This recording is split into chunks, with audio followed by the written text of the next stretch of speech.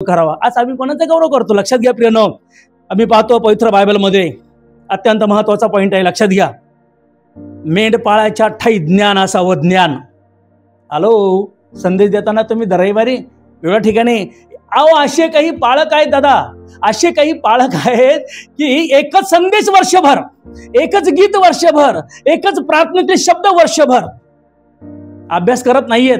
असे काही पाळक मी पाहिलेत की आपल्या सख्या नातेवाईकाकडे जातात शनिवारी, हॅलो शनिवारी जातात आणि बसतात, मला आहे ना तुम्ही काय करा, तुम्ही संदेश बोला अर्धा तास एक तास, मग मी ते ऐकतो आणि ऐकून मग मी मंडळीला सांगतो। असे पण काही पाळक आहेत की ती शोकांतिक आहे पाळकांबद्दल। काय ज्ञान प्रियानो, याजकाच्या ठाई ज्ञान असावं, पवित्र बायबल आम्हाला सांगत आहे। मलाखी 2 आणि 7 मध्ये असं म्हटलेलं आहे की याजकाच्या वाणीच्या ठाई ज्ञान असावं, त्याच्या तोंडून धर्मशास्त्र ऐकण्यास लोकांनी आतुर असावं, कारण तो परमेश्वराचा निरोप आहे। काय संदेश देता तुम्ही लोकांना? काय निरोप देता चुकीचा? एकच संदेश वर्षभर। अरे काही काही पाळक असे बोलतात दादा, वीजवरून त्यांचा आवाज मंडळीपर्यंत पण जात नाही। काही सेवक असे बोलतात, डोळे झाकून बोलतात। अरे बापरे, डोळे कशाला झाकता तुम्ही? अरे नजरेत नजर मिळवा, लोकांच्या नजरेत नजर मिळवा। एका बाजूला पाहून ते तिकडच पाहतील संदेश संपेपर्यंत। आजचे सेवक प्रिय अशा रीतीने असेल तर लोकांमध्ये काय वृद्धी होणार आहे? पवित्र बायबलमध्ये असं म्हटलेलं आहे, ज्ञानाभावे माझ्या लोकांचा नाश होत आहे। सेवकाला ज्ञान असलं पाहिजे, नसल्यामुळे नाश होत आहे। होशे 4 आणि 6 मध्ये म्हटलेलं आहे की तू माझ्या ज्ञानाचा अहेर केला, तू माझं ज्ञान आत्मसात केलं नाही, तू माझ्या ज्ञानाचा अहेर केला, तू माझं ज्ञान धुडकावलंस, तू माझ्या ज्ञानाचा भय धरला नाही। म्हणून परमेश्वर म्हणतो की मी तुझा अहेर करील। बाप रे, तू जर माझ्या ज्ञानाचा अहेर करतो तर देव म्हणतो मी तुझा अहेर करील आणि मी तुला पाळकाचं मेंढपाळाचं काम करू देणार नाहीयेस, बिलकुल करू देणार नाही। वा, घरी जाऊन वाचा चांगलं, याजकाच काम तुला करू देणार नाही ते तर सोडा, परंतु खालचा शब्द असा आहे की जर तू माझी धार्मिकता विसरलास ना तर मी तुझ्या मुलाबाळांना विसरेल। बाप रे, कान खोल के सुनो मेंढपाळांनो, देवाच्या सेवकांनो, देव म्हणतो मी तुला याजकाचं काम करू देणार नाही जर तुला ज्ञान नाहीये, जर तू माझ्या वचनावर विश्वास ठेवत नाहीये, जर तू मला विसरतोस, माझ्या वचनाचा अवहेर करतोस, काना डोळा करतोस। लक्षात घ्या प्रियानो, तर मी तुझ्या मुलाबाळांना विसरेल। दुसरी कुठे या ठिकाणी पाहतो प्रियानो, पवित्र बायबलमध्ये एक सुंदर वचन आहे, पहा ते तुम्ही लक्षात ठेवा। काय म्हणलेलं यिर्मया 3 आणि 15 मध्ये, हे सर्वांसाठी लक्षात घ्या, मंडळीसाठी फार महत्वाचं आहे। काय म्हणलं त्या ठिकाणी? परमेश्वर म्हणतो माझ्या मनासारखे मेंढपाळ मी तुम्हाला देईल। हालेलुया। देवाच्या मनासारखं मेंढपाळ देणं म्हणजे क्वालिटी असणार आहे, पवित्र आत्म्याचे सामर्थ्य बसणार नाही। खाली असं म्हटलेलं आहे की ते तुम्हास ज्ञान व अक्कल देतील। अरे मग जिथं ज्ञान आणि अक्कलवान देवाचे महान सेवक आहे त्यांचा शोध करा त्यांचा। आत्म्याचा तुमचा नाश होऊ नका, कुटुंबाचा नाश होऊ नका, परिवाराचा नाश होऊ नका, तरुण तरुणीचा नाश होऊ नका। आत्ताची वेळ आहे, तुम्हाला संधी आत्ताच आहे की जर देव म्हणतो की मी तुम्हाला अक्कल आणि ज्ञान देणारे चांगले मेंढपाळ देईल, आम्ही शोधात गेलो पाहिजे। लक्षात घ्या प्रियानो, मी कोणालाही दोष देत नाही आणि दोष देण्याचा माझा अधिकार पण नाही।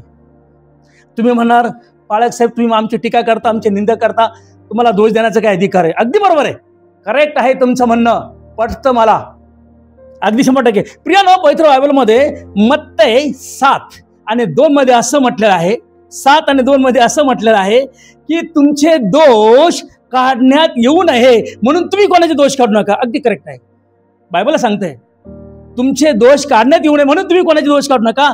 प्रियांनो, पवित्र बायबल असं म्हणत आहे की तुझ्या दुसऱ्यांच्या चाकराला तुला दोष देण्याचा काय अधिकार आहे रे? वचन सांगतंय, अगदी बरोबर आहे। पवित्र बायबल हे सांगत आहे की तुझ्या डोळ्यातलं मुसळ तू पहिलं ध्यानात आण आणि नंतर मग तुझ्या भावाच्या डोळ्यातला कुसळ काढ। अगदी करेक्ट आहे। क्षमा करा, मी कोणाचे दोष काढत नाही, मी कोणाची निंदा करत नाही, मी कोणाची टीका करत नाही, तो अधिकारही मला नाहीये, लक्षात घ्या। परंतु त्याच्या उलट देवाचं वचन आम्हाला काय सांगते पहा, देवाचं वचन काय सांग 2 तिमोथी 3, 16 आणि 17 मध्ये, कान खोल के सुनो। ईश्वर प्रेरित धर्मग्रंथ शास्त्रलेख असं म्हणत आहे की सद्बोध नंबर 1, सद्बोध नंबर 2, दोष दाखविणे नंबर 3, सुधारणूक करणे नंबर 4, नीती शिक्षण देणे यांचा उपयोग कर। यासाठी की देवाचे सेवक पूर्ण होऊन चांगल्या कामासाठी सज्ज होतील. हालेलुया. सज्ज होतील हे त्यांना सांग, तेव्हा ते सज्ज होतील. काय कर? नंबर पुन्हा एक सांगतो, सद्बोध कर, त्यांचे दोष दाखव, त्यांची सुधारणूक कर, त्यांना नीती शिक्षण दे. हे देवाच्या सेवकासाठी गरजेचं आहे. यासाठी की देवाचा सेवक पूर्ण होऊन प्रत्येक कामासाठी सज्ज होईल. म्हणून त्यांना ते दोष त्यांचे दाखव. पवित्र बायबलमध्ये असं म्हटलेलं आहे की जर एखादा सेवक जर दोषात पडला ना, हालेलुया, दोषात पडला ना, तर प्रियानो त्याचा दोष त्याला दाखव. अरे त्याला ताळ्यावर आण म्हटलेलं आहे, ताळ्यावर आण म्हटलेलं आहे. मग कसं माहितीये का? गलती 6:1 मध्ये असं म्हटलेलं आहे, जर एखाद्या मनुष्यामध्ये जर तुला दोष सापडला तर तुम्ही आत्मिक वृत्तीचे जे आहात, तुम्ही देवाच्या सेवक जे कोणी आत्मिक वृत्तीचे आहात, अशांनी त्यांना सौम्य रीतीने ताळ्यावर आणावे. परंतु त्यांना ताळ्यावर आणत असताना तुम्ही स्वतःला सांभाळा. अत्यंत महत्वाचे, लक्षात घ्या. बायबल सांगत आहे की त्यांना ताळ्यावर आणा. दुसरी गोष्ट मी या ठिकाणी पाहतो पवित्र बायबलमध्ये 2 तिमोथी 4:2 आणि 3 मध्ये सेवकांनी सेवा अवेळी आणि सुवेळी करत असताना, सेवकांनी वचनाची सेवा अवेळी सुवेळी करत असताना सर्व प्रकारची सहनशीलता, शिक्षण, दोष दाखविणे, निषेध करणे, बोध करणे हे त्यांच्यासाठी लाभदायक आहे. वाचा पवित्र बायबलमध्ये आम्ही पाहूया, सेवकांनी वचनाची सेवा करत असताना अवेळी सुवेळी त्यांनी सेवा करत असताना त्या लोकांना सहनशीलतेने सांगा, सहनशीलता आणि शिक्षण आणि दोष दाखविणे, त्यांचा निषेध करणे आणि त्यांना बोध करा असं म्हटलेलं लक्षात घ्या प्रियानो. पवित्र बायबलमध्ये आम्हाला अजून वचन पाहायला मिळतं की ह्या सगळ्या वरील गोष्टी, कानखोल के सुनो, ह्या सगळ्या वरील गोष्टी बोध कर, ह्या गोष्टीबद्दल त्यांना बोध कर आणि अधिकारपूर्वक त्यांचे दोष त्यांच्या पदरी घाल. हालेलुया. त्यांचे दोष त्यांच्या पदरी घाल. लक्षात असू दे प्रियानो, आज आम्ही कुठं आहोत, आज आम्ही काय करत आहोत. प्रियानो, पश्चाताप करणं गरजेची बाब आहे. पश्चाताप. जर आमच्या कोण चुकलेलं आहे, चुकते माणूस, प्रत्येक माणूस हा चुकीचा पुतळा आहे. अरे पवित्र बायबल आहे, पवित्र बायबलमध्ये म्हटलेलं सूत्रसहितामध्ये की मनुष्य हा मातेच्या उदरात असतानाच पापी आहे. मनुष्य प्राणी पापी आहे, चुकणार, 100% चुकणार. अरे चुकल्यानंतर त्याला पश्चाताप हा पर्याय आहे ना, प्रभूने आम्हाला दिले ना. आम्ही पश्चाताप केला पाहिजे. नंबर 1, आम्ही आमची पाप कबुली केली पाहिजे. नंबर 2, आणि खरं पश्चाताप करून आम्ही देवाच्या कार्याला पुन्हा सुरुवात केली पाहिजे. पर्याय आहे बरं का, असं नाही पर्याय नाहीये. पश्चाताप करणं, आम्ही रडलो पाहिजे, आक्रोश केला पाहिजे, देवाकडे आलो पाहिजे. देवा, माझ्या कोणी ह्या सेवेमध्ये आतापर्यंत माझ्याकडून चुकाने अपराध झालेले आहेत, मला क्षमा कर. रडा, आक्रोश करा, उपास करा, प्रार्थना करा, आक्रंदन करा, हृदय फाडा तुम्ही. देव तुम्हाला क्षमा करेल, नवीन जीवन देईल. प्रिया लक्षात असू द्या. आम्ही पाहतो की पवित्र बायबलमध्ये नीती 28 आणि 13 मध्ये असं म्हटलेलं आहे, जो आपले पाप झाकतो त्याचे बरे होत नाही, परंतु जे कबूल करून सोडून देतो तो खरा धन्य आहे. देव त्याच्यावर दया करतो, देव त्याला खरा आशीर्वाद देतो. आमचं पाप कबूल करणं आणि सोडून देणं अत्यंत महत्वाचं आहे. पर्याय आहे नाही अशातला भाग नाही, लक्षात घ्या. परंतु आम्ही पाहतो की जगामध्ये ना दादा, बरेच सेवक आणि सेविका, तरुण आणि तरुणी आणि रेव्हरंड पाळक, लक्षात घ्या, ज्यांना व्यवसाय नोकरी नाहीये, जे हताश निराश आहेत, घरामध्ये पती आणि पत्नीचं भांडण आहे, मुलांचं भांडण आहे, आई वडिलांचं भांडण आहे, आणि ह्या सगळ्या प्रकारच्या वाईट व्यसनाने, दारूबाजी आणि किरकिर समस्या, कर्जबाजारी यांनी व्यापून गेलेले आहेत आणि त्यांनी प्रभूची सेवा सोडली आहेत. हालेलुया.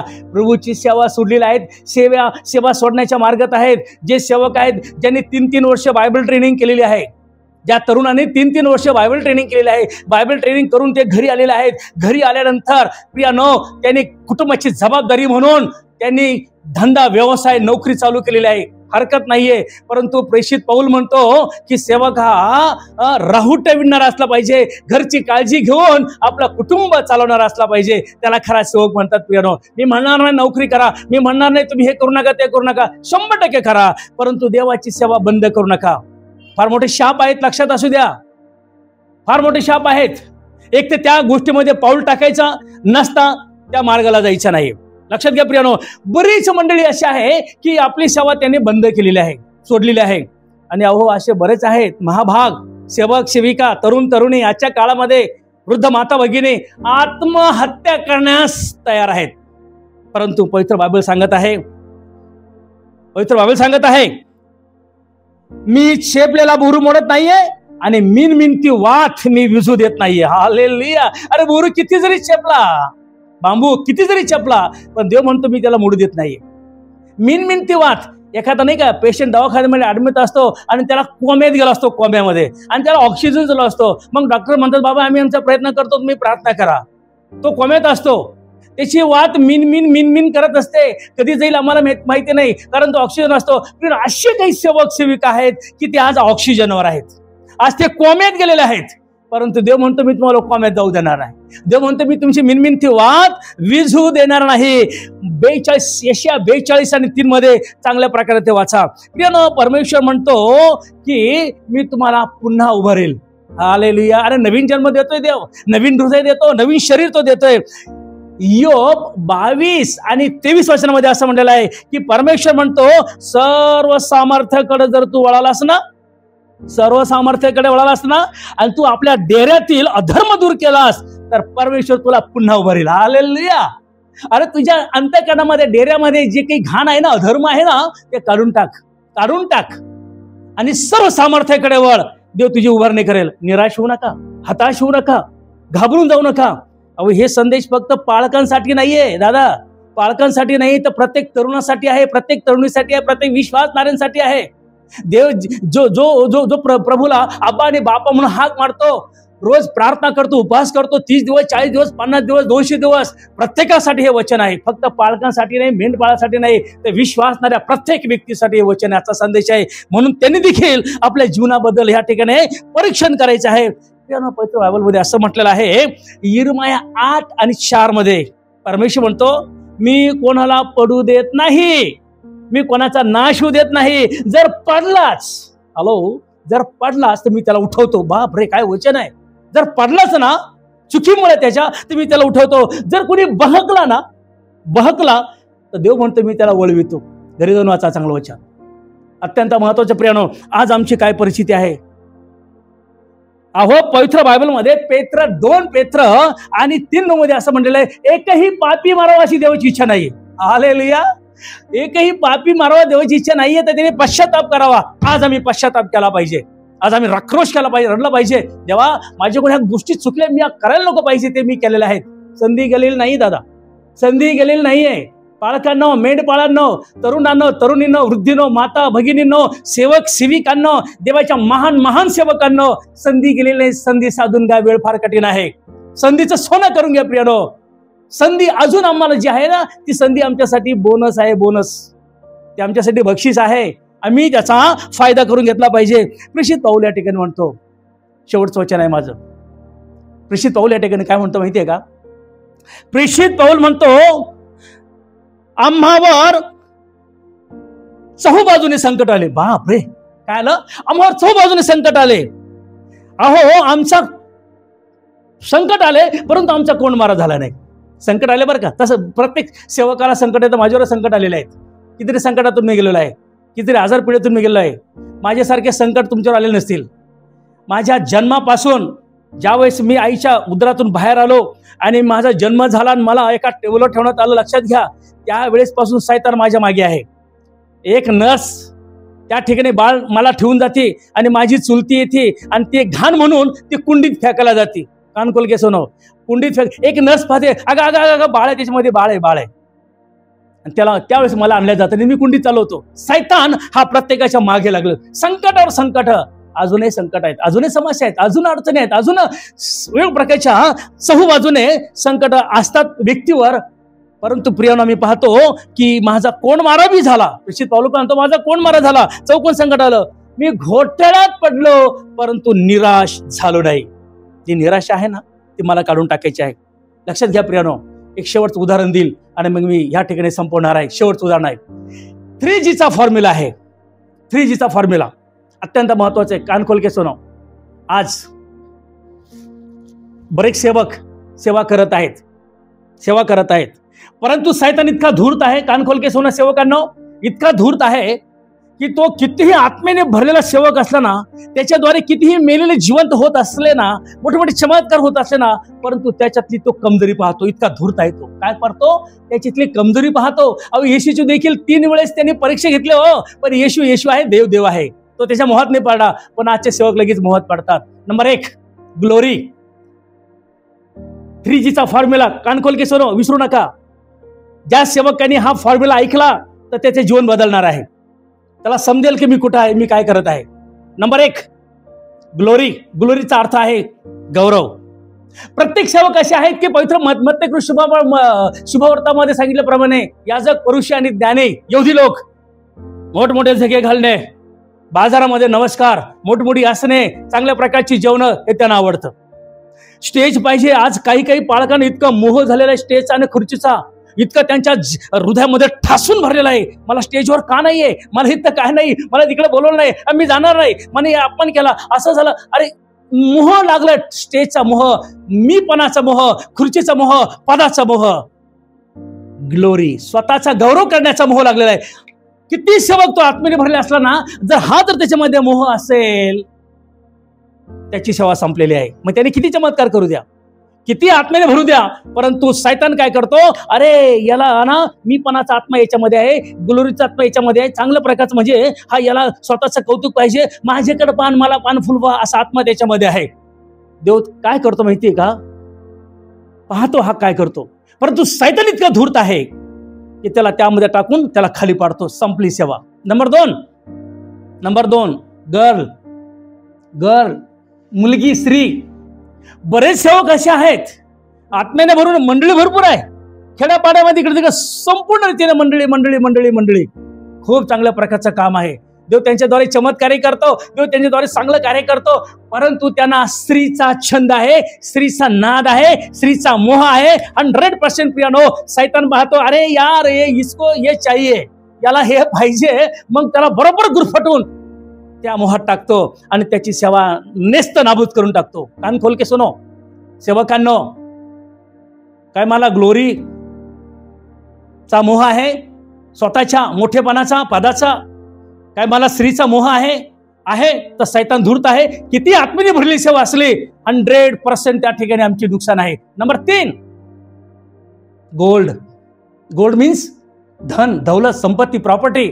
अरे तुमच्यामध्ये ग्लोरी नाहीये, तुमच्यामध्ये मोठेपणाचा, पदाचा अंश नाही का, ते तुम्हाला नाहीये, किंवा तुम्हाला कुठल्या प्रकारचा स्त्रीचा मोह नाही, पण तुला धनाचा मोह आहे.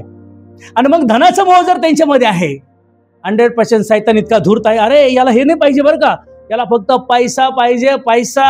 मग हा पैसा वाम मार्गाने ते मिळवण्याचा प्रयत्न करतो. काही जरी कोणाची नुकसान झाली, पण त्याला पैसा पाहिजे असतो. शैतान इतका धूर्त आहे, त्याला पैशाचा मोह घालून त्याला सेवेतून नेस्त नाबूद करून टाकतो. लक्षात घ्या प्रियानो. म्हणून हे 3Gचे फॉर्म्युला आहेत. कान खोल के सुनो, आयुष्यभर मला विसरायचं नाही. जर का ह्या तिन्हीमध्ये मी कुठं अडकलेलो आहे हे मला शोधायचं आहे. ग्लोरीमध्ये आहे का, मीपणाच्या आत्म्यामध्ये, मोठेपणाच्या आत्म्यामध्ये. नंबर 2, मी स्त्रीच्या गर्लमध्ये अडकलोय का, मोहामध्ये. नंबर 3, गोल्डमध्ये, धनामध्ये मी अडकलो का. आज तुम्हाला परीक्षण करायची गरज आहे आणि तुम्हाला आज अभ्यास करायची गरज आहे. माझी सेवा काय आहे. प्रियानो, वचनाचा भाग या ठिकाणी संपलेला आहे, परंतु मी एक म्हणेल, मी काही कोणाचं उन्ह धुणं काढत नाही, मला तो काही अधिकार नाहीये. लक्षात घ्या, मला तो अधिकार नाहीये, कारण मी पण काही धुतलेल्या तांदळाप्रमाणे नाहीये. माझ्याकडूनही चुका झालेल्या आहेत, होत असतात, परंतु ज्यावेळेस माझी चूक माझ्या लक्षात येते ना दादा, त्यावेळेस मी पश्चाताप करतो, रडतो आणि प्रभूच्या स्थानी जातो आणि उपास आणि प्रार्थना करतो, देवाला क्षमा मागतो. पर्याय आहे, मी काय करतो, माझं पाप प्रभू कबूल करतो, मी पश्चाताप करतो आणि पुन्हा नव्याने कामाला लागतो. अहो, हे सुद्धा मी करू शकत नाहीये. म्हणून